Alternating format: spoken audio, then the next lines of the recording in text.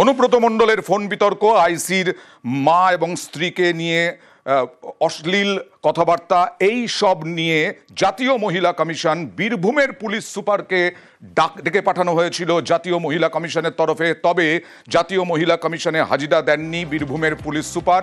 এবার তিনি সময় চাইলেন। আইসিকে ফোনে কদর্য গালাগালি অনুব্রত মণ্ডলের।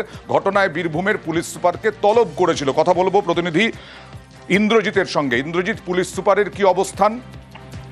দেখো, একদম আমরা যেটা বলে রাখবো, পুলিশ সুপার যেটা জানিয়েছে যে আজকে 1 তারিখ, আজকেই তাদেরকে কিন্তু অর্থাৎ বীরভূম জেলা পুলিশ সুপারকে ডেকেছিল। যদি পুলিশ সুপার না যেতে পারে, বোলপুরের অতিরিক্ত তিনি এসপি রয়েছেন, তাকে ডেকে পাঠিয়েছিলেন। না হলে তিনি তদন্ত করছেন, অর্থাৎ আইও তাকেও ডেকে পাঠানো হয়েছিল, কোনো একজনকে। কিন্তু তারা একজনও কেউ যেতে পারেনি। কারণ হিসেবে তারা দেখেছে বীরভূমে ইতিমধ্যে বেশ কিছু জায়গায় ল অ্যান্ড অর্ডার প্রবলেম চলছে।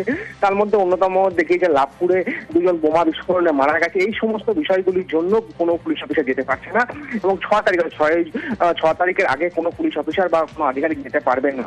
আর যে সমস্ত তদন্তের কাগজ, সেই সমস্ত কাগজ নিয়ে 6 তারিখের পরে যে কোনো সময় তারা কিন্তু যেতে পারে, এমনটাই কিন্তু জানানো হয়েছে পুলিশের পক্ষ থেকে। এবং সেটি মেল মারফত জানানো হয়েছে এবং ফোন মারফতও জাতীয় মহিলা কমিশনকে জানিয়ে দেওয়া হয়েছে, এমনটাই কিন্তু খবর রয়েছে পুলিশ সূত্র মারফত।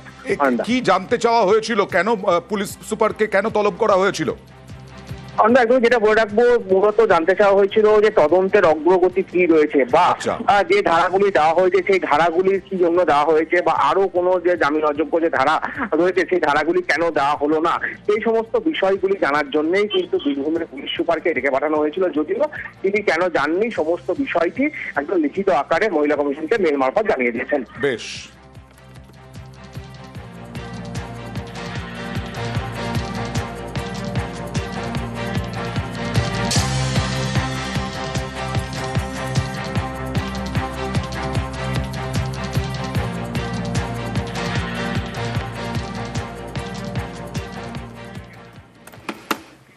নয়া বিজ্ঞপ্তিতে প্রশ্ন এসএসসিকে হাইকোর্টের। একটা ছোট্ট ব্রেকের পর বিস্তারিত খবর নিয়ে আসবো। আর নিউজ 18 বাংলা অ্যাপ এবার নতুন রূপে সব খবর সবার আগে জানতে ডাউনলোড করুন, QR কোড স্ক্যান করুন আর ডাউনলোড করে নিন news 18 Bangla app. News 18 Bangla app এবার আরো উন্নত, আরো উৎকৃষ্ট।